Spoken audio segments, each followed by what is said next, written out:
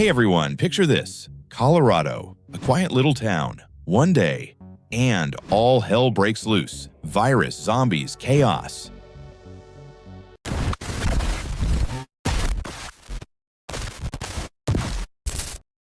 It all kicks off with a guy named Trevor who takes his girlfriend Nina to an abandoned building. They're joined by Jesse and another girl. Jesse notices his nose is bleeding but brushes it off. Trevor and Nina wander to another part of the building where something darts through the shadows. Meanwhile, the military locks down the entire town, declaring a quarantine for at least a day. People are pissed. They're not allowed to leave. In the crowd is a couple with a sick kid. The guy says they need to get to the main hospital. Sarah Bowman tells them their doctors are at the local hospital so they can head there. The soldiers even keep tabs on the local radio DJ, Paul, to make sure he doesn't stir up panic. Back at the building, Trevor finds Nina and says they need to get out. Jesse's condition worsens. His friend doesn't want to catch whatever he's got, so she bails. The trio drives off safely, but the girl isn't so lucky. A zombie prowling in the woods grabs her. New soldiers roll into town. Salazar can't resist cracking a joke at Sarah Bowman's expense, but she's got no time for it and heads into town with Bud Crane. Turns out Trevor is Sarah's brother, living with their sick mom. She claims she's fine, just a bit chilly. Sarah isn't taking chances and plans to head to the hospital. Trevor mentions their mom started feeling bad that morning. Nina adds that their friend is sick too. Trevor wants to check on him, but Sarah orders him to stay home. She'll go herself. It's not until nightfall that they reach his place. Inside, it's a wreck, with the bodies of Jesse's parents sprawled out. Sarah tries calling 911, but there's no signal. The radio broadcast, though, is still going. The commander, Captain Rhodes, says they cut the phone lines because of weird rumors spreading among the townsfolk. So the whole family heads to the hospital, where other sick residents are pouring in. There are so many that Sarah ends up in a long line. Nina says her dad's at the hospital too, so she and Trevor go check on him. Sarah notices other soldiers stationed there to keep order. She's confused. They came here for training, but everything feels ominous. Rhodes takes her to the local Dr. Logan. He asks about the dead bodies they found. Sarah figures they died from bites, but animals don't hide bodies. Meanwhile, Bud Crane notices sick people standing frozen, staring blankly. Even some doctors are pacing aimlessly. Nina's dad seems fine at first, but then he freezes too.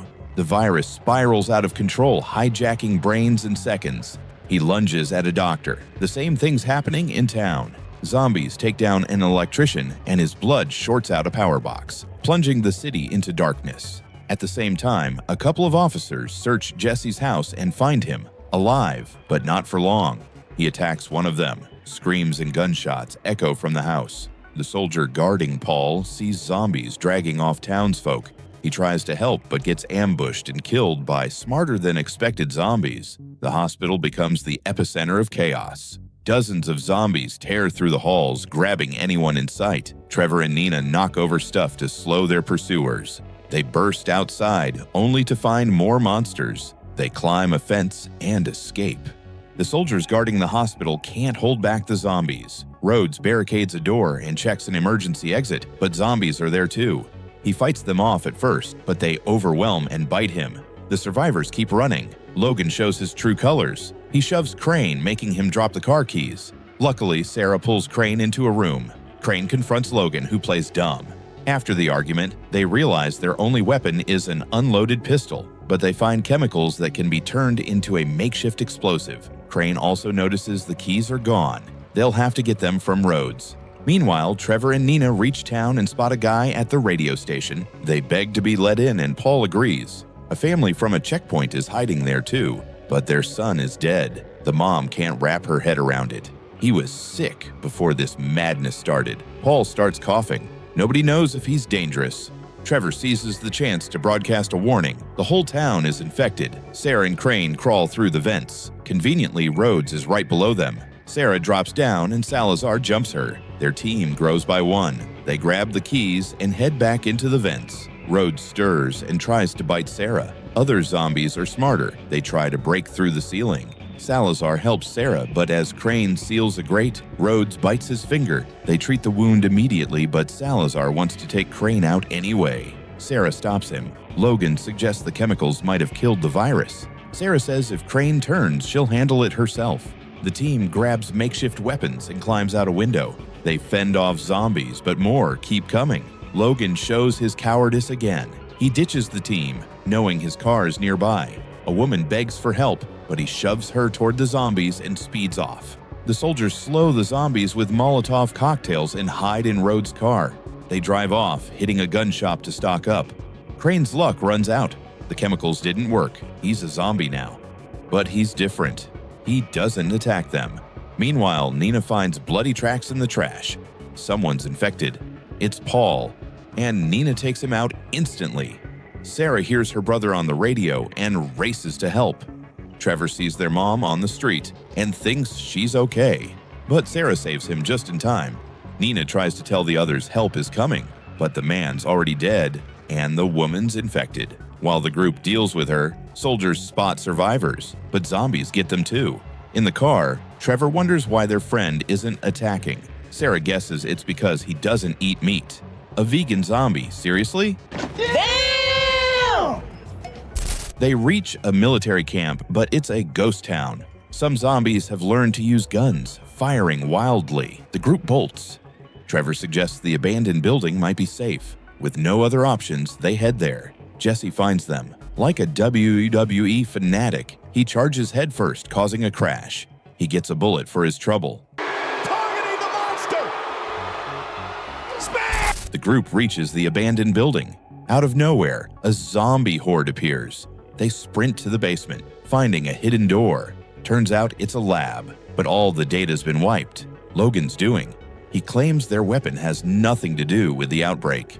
His story falls apart when they find a scientist's video. It reveals they were tasked with creating a virus to wipe out enemy armies. The experiment failed, and the virus broke free. That scientist is still here, hiding in the vents. When they hear noises in the pipes, they shoot.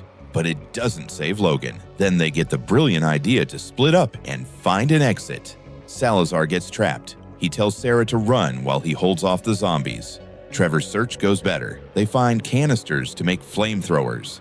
The plan: Sarah lures the zombies, and they burn them all. But the scientist grabs her. Vegan Crane comes to her rescue. Sarah escapes, leads the zombies into a trap, and they torch the whole complex. The movie ends with the trio driving out of town. The radio claims the authorities contained the virus, and the threat's over. But it's a lie. So what's the verdict? A fast-paced zombie action flick that keeps you on edge. Sprinting zombies, explosions, panic. It's everything you want for a high-octane night. I liked it. It's a solid one-time watch. Bloody straightforward with a couple of killer moments. But honestly, the ending falls flat. It's rushed, leaves more questions than answers, and lacks the gut punch you expect from this kind of carnage. I wanted something more epic, or at least tied up neatly. What do you think? Drop your thoughts in the comments, hit that like button if you also wanted more from the finale, and see you in the next recap.